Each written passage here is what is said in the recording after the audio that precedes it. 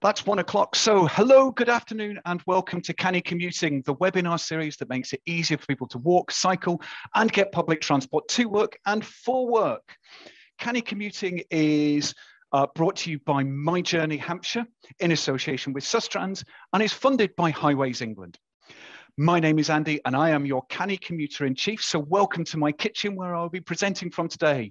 Those of you who've been following us for a while will notice that in the background to today, there is no bicycle. And that is because for the first time in a long time, today is going to have nothing to do with riding bikes. Today, we are going to be talking about something much bigger than bikes.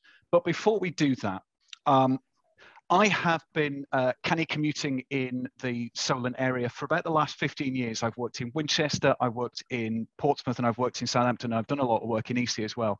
So I have quite a lot of experience of getting around the area on foot, by bike, and on the train. What I have very, very little experience of is getting around the area by bus. So today, and I am so sorry about this, we are going to be doing some myth busting. There will be bus puns for the next half an hour. I am so sorry about this. And we will be myth busting, and we will be taking the bus out of bustle with two people who know so much more about buses than I do. And can I start with Abbie? Would you like to introduce yourself to the gathered throng for me? Yes, of course. I'm Abbie. I'm a Senior Communications Officer at Southampton City Council, and I'm a full-time bus user. So I'm going to be talking a bit today about my experience of using the bus locally in and around Southampton and what I most enjoy about that. Fabulous.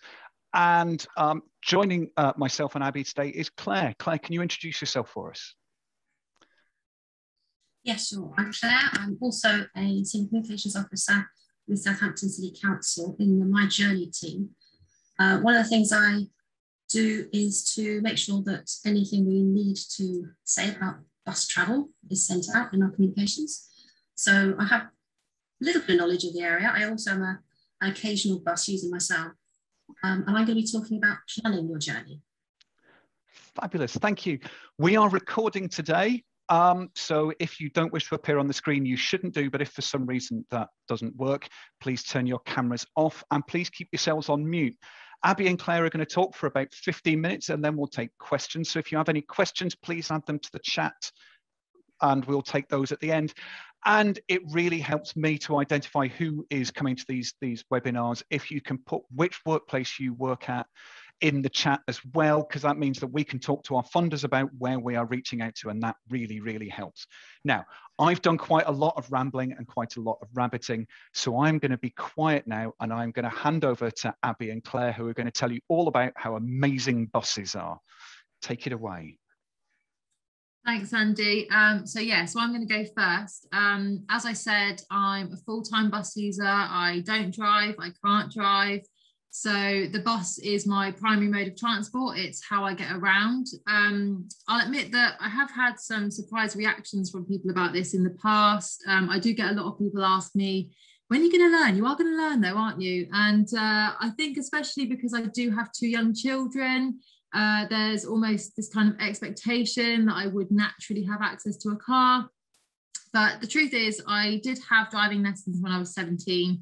But I really struggle with anxiety. And for me, the whole experience of driving was particularly triggering for that. I found it made me feel on edge. I would get filled with dread actually before every single lesson. And I just kind of decided it's not worth the stress. So I determined that by hook or by crook, I was going to get wherever I needed to in life by bus. And that's pretty much what I've been doing ever since. And on the whole, I've done okay. There are admittedly times when I can't get to where I need to by bus, but on the majority of the time I can. I do just fine. And I think that's one of the things I kind of wanted to talk about today is that when you start looking into sort of the options you have available for bus travel, a lot of people I think would be quite pleasantly surprised by how far and wide you can travel, the kinds of journeys you can make. Just an example from a few summers ago. I know this isn't a commuter journey, but it's just a good example. So I took my children from where we live in Sholing to Marwell Zoo, and I remember a friend of mine being very surprised that that is a journey you can make by bus.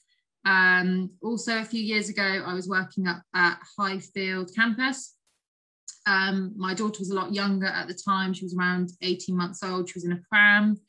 And 4 out of 5 mornings a week, we got up, we got the 2 buses we needed to get from where we lived in Sholing to Highfield. So that was a City Red bus to the city centre, and then a Unilink bus from there up to Highfield. So I used the Solent Go travel card, which allowed me to top up 1 card.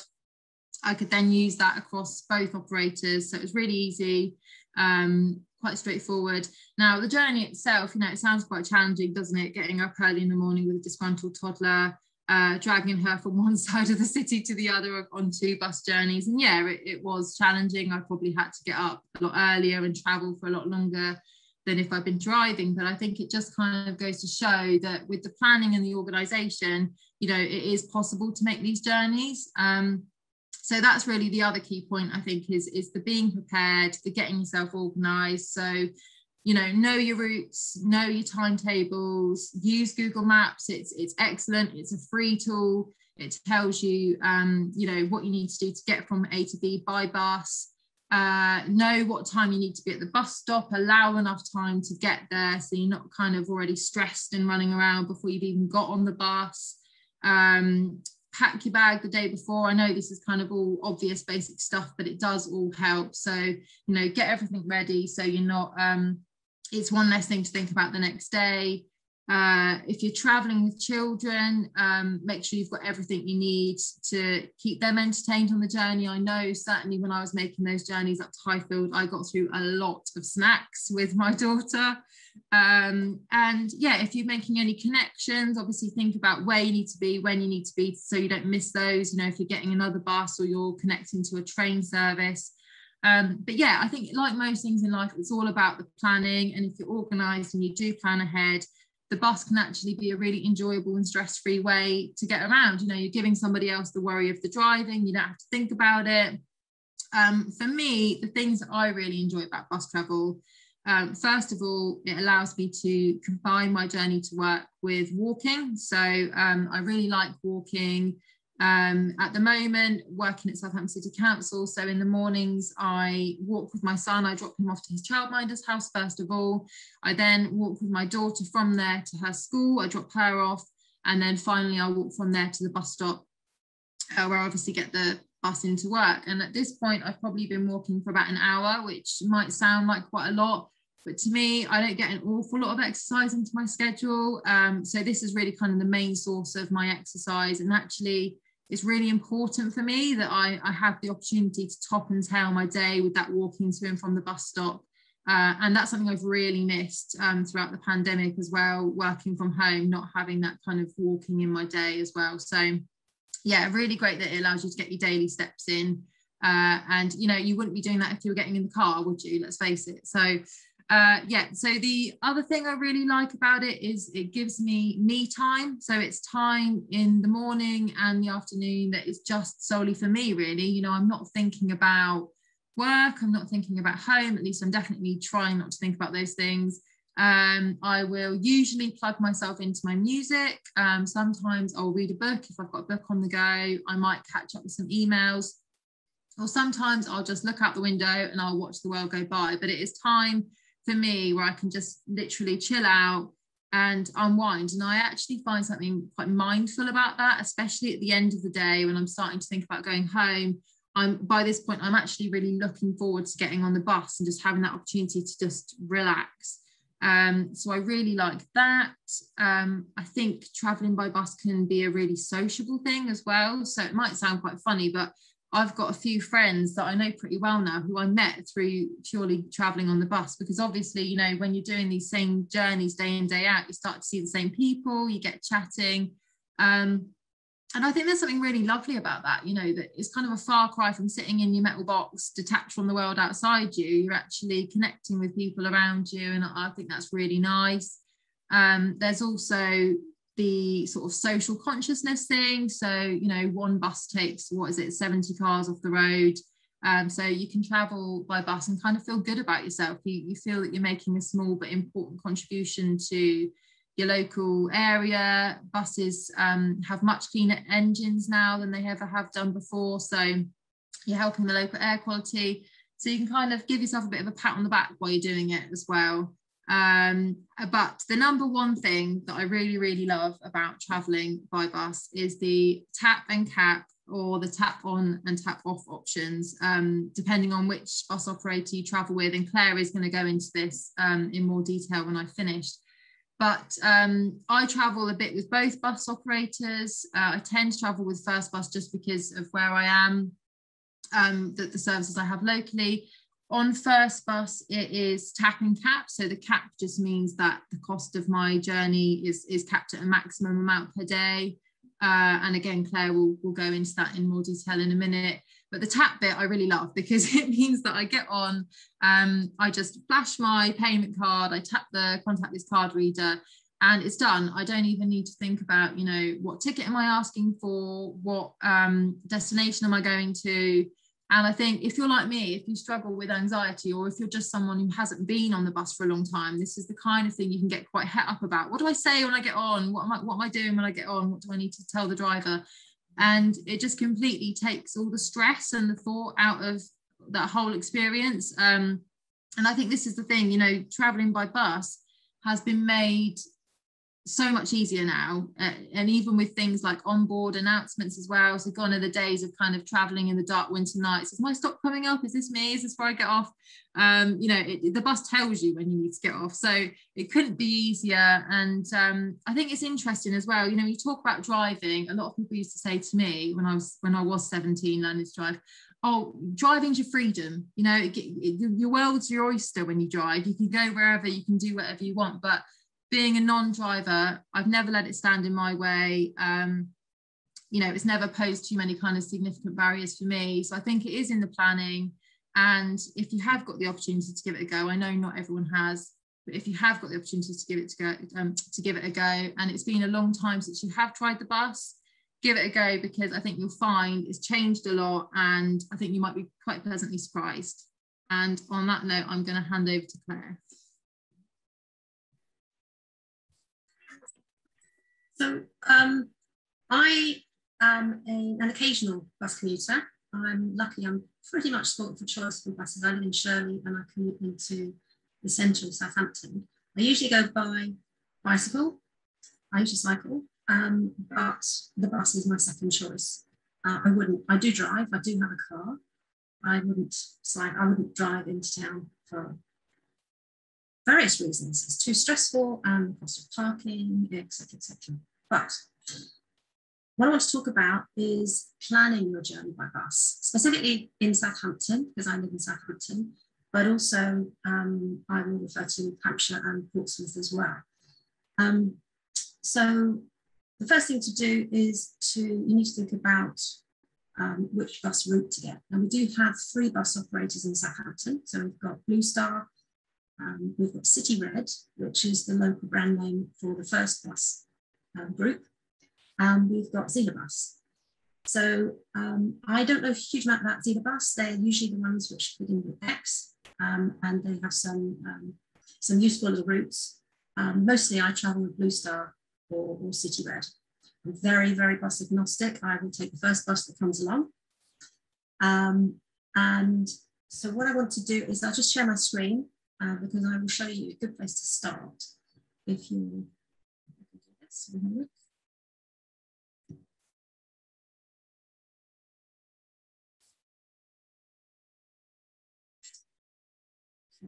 so hopefully you can see that. This is the My Journey website. It says My Journey Southampton. So we've got a journey planner on My Journey. And I've pre-populated this with Southampton Airport and Southampton General Hospital. This is a question actually we got by email the other day. You know, is there direct bus from Southampton Airport to Southampton General Hospital? It's a really good question. It's related to somebody who actually works at the hospital and lives in Winchester, so it's going to be travelling to Southampton by train. He wants to travel from the train station, which is actually at the airport, as we know. So on My Journey, you can just click, and it does click through to Google Maps. So as Abbie said, Google Maps is a really, really great place to start. You can choose how you want to travel, and it will tell you, it'll give you an option for time. You can actually adjust the time on Google Maps. You're either leaving now, or you can tell when you want to depart, when you want to arrive. And it'll give you various options. So I can see here immediately there's an option. It's 2 different buses. And if I click on that, it will actually show me a little bit more information about each of those bus journeys. So if you've never used Google Maps for bus, it is really brilliant, and it gives you, nice timing information as well. On My Journey, we have various sections, and I mentioned about Hampshire and Portsmouth. So we've got a My Journey website for, just move myself out of the way. We've got My Journey website for Southampton, that's My Journey Southampton. We've got My Journey Hampshire, and we've got My Journey Portsmouth. And they look very similar, and usually by default, you would go to the most local one. I think we've completely lost Claire. Oh, So no. I'm gonna put you on the spot. Oh no, she's my technical guru. She knows all about she me, is your technical guru, but it will all be fine. I'm just going to put me back on screen again. Give me a moment. So we talked a bit about various bits and pieces in terms of how you plan your journey. And one of the things that I had an experience of a few years ago was I had to go to something at the hospital. And then when I left the hospital, I was left with there's about 17 bus stops around the hospital. It really felt like. So is there an easy way to work out which of the many bus stops in a small area is the right one to get where you're going? Because I certainly felt really quite on edge when I was having that happen. For me, when I'm in that situation, normally the actual bus stops kind of, well, not always, but sometimes they tell you which buses go from there and we get to. But yeah, I mean, Google Maps is also a really good one. There's a lot of the real-time information signs on bus stops now as well. So again, you can kind of figure it out from there. But yeah, appreciate like when you're on a site with lots more kind of stops and it's a bit more busier, if you're at like a bus hub or something, it can be a bit confusing sometimes. Yeah, but you would definitely recommend Google as your kind of first port of call in terms of trying to unpick those kind of multiple bus stops. I think so, yeah. And obviously, I'm sure this is what Claire was going to go into as well, but the operators have their own apps as well, which are really good, that you can plan your journeys, you can buy your tickets on there. They can kind of tell you when your bus is coming as well. Cool. For me, I don't really use them because I just do the tap and cap or the tap on tap off because I'm lazy and I don't have to think about it. Yeah, while Claire isn't here, do you want to tell us about tap and cap and tap and go? Which sounds like something from the Karate Kid. It does, doesn't it? It's quite confusing as well. So tap and cap is obviously, that's the first bus option. So the cap is you'll never pay more than £3 a day. So your first journey for a single will be £2. And then for any subsequent journeys you make after that, whether it's 2 times, 3 times, however many times you travel that day, it will only ever be capped at £3, which I think if you kind of compare it to what you might be paying for parking or your fuel across the week, I think there is a little bit of a perception of bus travel as being quite expensive, but actually I think when you start making those comparisons, you see it can be a really affordable way to travel. For Blue Star, I don't know as much, and this is where I need Claire, but it's tap on, tap off. So you get on, you tap the card on, and then a lot of the Blue Star buses tend to have the middle door to exit out again, so you don't have to go out the same door by the driver. And there's a reader by that exit where you can then tap off. Do remember to do it, because I got all confused being sort of used to the first busway and I forgot to tap off. So do remember to do it. Otherwise, I think you get charged the maximum fare for to the end of the route, but you can obviously you can sort it out with customer services. But yeah, remember to do that. And Claire's back now, so she can take. But yeah, and while Claire's getting herself set up, those all work off contactless, don't they? So there's none of the olden days of exact change and all those kinds of things, which always used to, because like you, I believe it, I'm quite a nervous traveller, particularly when it's something I haven't done before, and that I've got to have the 78p or the £1.63, and just tap on, tap off really makes life much easier. I'm not sure we do have Claire back with us. No, we've lost her again. Oh no, it's. Are you okay? A safe weekend. No, honestly, Abbie, I expect you've done a brilliant job of covering for me. I'm sorry about that. That's all right. That's all right. Where did we get to? So we started talking a bit about tap on, tap off. I don't really know the fare information for tap on, tap off, so you might need to fill in some gaps there. I know with the tap and cap on a weekly basis, it is capped to, I think, is it £12.50, Claire? Is that right? Or £12? I think that's fair enough. And the best thing to do is to have a look at the bus operators' own website, because they are both Blue Star and City Red very excellent websites. So for both of those, there is a £3 a day cap. I know that much. So as long as you do, as Abbie said, remember to tap off, you won't be charged more than £3 a day. And the same with City Red. And there is a weekly cap as well. There's also a lot of multi-trip tickets that you can get. So when I'm traveling regularly, there are times when I travel regularly, commute regularly by bus, I like to use the multi-tickets on my phone. So I actually might buy, I did look this up, I think it's with First, for example, you get a pack of 10 tickets for £15, so that's pretty cheap. And I will use those. However, thinking about that, tap and cap would be exactly the same price. So it's so convenient. I'm sure, because we were talking about this before, I'm sure Abbie has raved about the tap and cap and the tap and tap off. So we both think that's a winning formula, because it's contactless and it's easy. You can use any card. As long as you use the same card will do. Yes, yeah. That's worth remembering. Yeah. We've had a question from. Go on, crack on. No, there was just one other thing I did definitely want to mention, because bus travel is a really big subject at the moment nationally. And the government has a big campaign to get bus operators and local authorities to work together to improve bus services. So I know in Southampton, and they have something similar in Portsmouth as well, Southampton, we have a bus service improvement plan, which will be published in October. And everybody at the moment has the opportunity to complete a survey where you can have your say about bus services, what you'd like to see improved, think about them. So I think we're going to put the link to that survey in the chat. And so if you are interested and have an opinion on bus services in Southampton, please do fill out the survey. Super. We've had a few questions. This one's from Anna. Are there any tips about keeping safe whilst getting the bus, particularly after dark? And I think especially if you are travelling alone. Oh, good question. It is a good question. I think in my experience, I've never really felt uncomfortable. I mean, at the end of the day, the drivers are very experienced, and that is part of their job, to keep the passengers safe. I think that's what I would. I think I probably wouldn't sit at the back on the top on my own, for example, but I was travelling on my own as an empty bus. So stay near the driver, I think would be my tip. Fabulous. Again, another question, and this is quite an interesting one.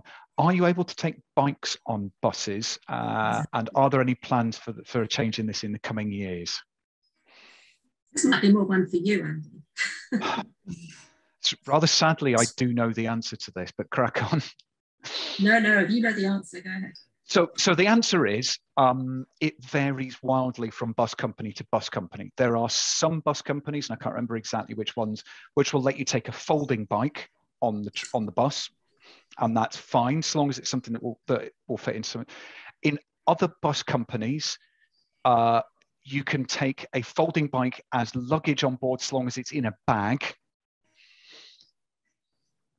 But a full-size bike, my understanding is you can't take one on a bus at the moment, and there are no plans at the moment for that to change, though I could be proven wrong should our bus strategy, which is obviously, the link is in the chat right now, if that comes up with an overwhelming request for we'd like to take bikes on buses. But yeah, my understanding is bus design would probably need to fundamentally change, wouldn't it? So allow space for absolutely to do that.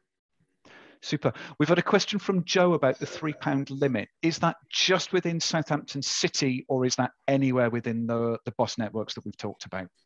So both of the bus companies have a map on there, because I think I don't know whether their zones overlap or are the same, but yes, it is primarily the Southampton City area.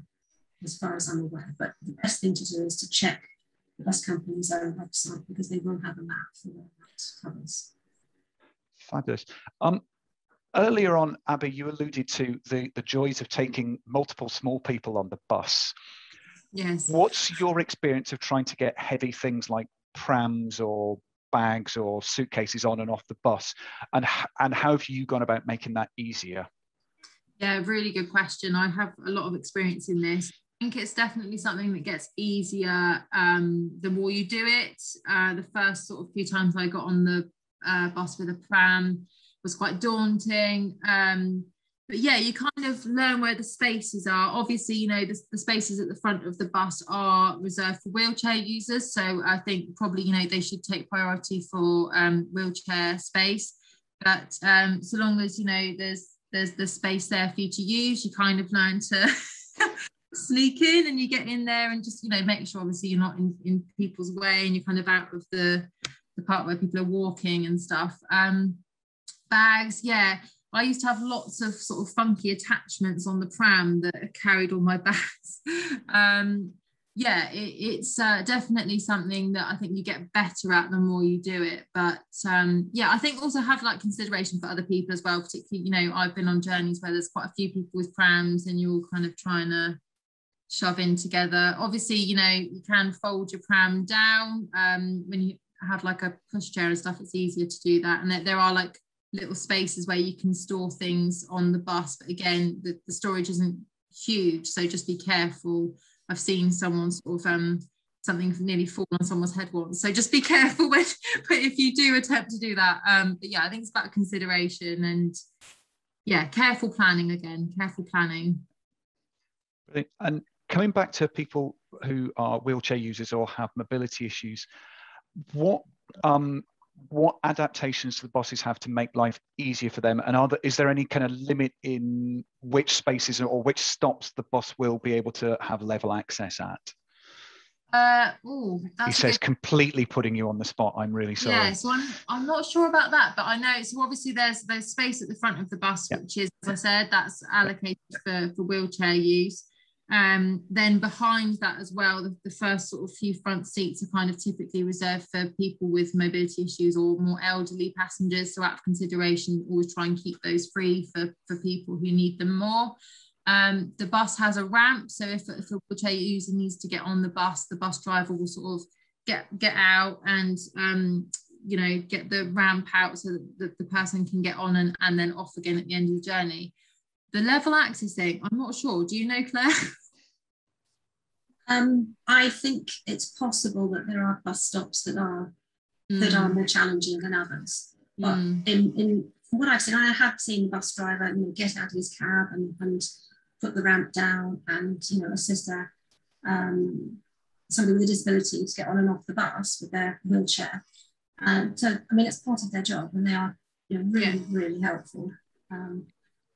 I think so. They would know, and they would also, I think, you know, if anybody has any concerns, the best thing to do is contact the bus company in advance, because they would definitely be able to.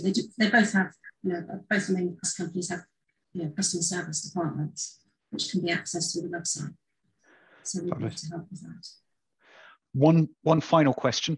My personal terror when I get on the bus is not knowing where to get off.